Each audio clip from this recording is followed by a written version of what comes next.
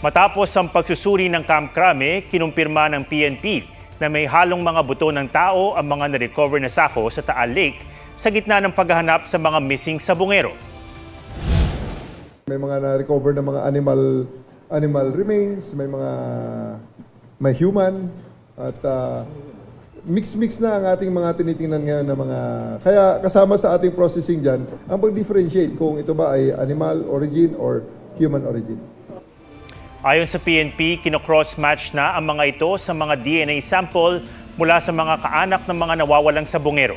Sakaling may mag-match sa mga na-recover na buto, magiging patunay raw ito na talagang pinatay ang mahigit 30 sabungero.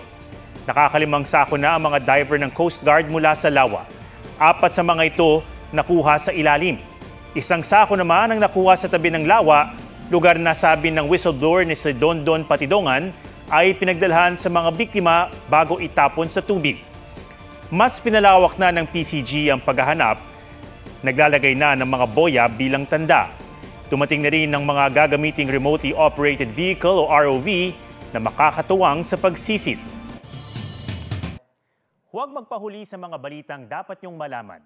Mag-subscribe na sa GMA Integrated News sa YouTube.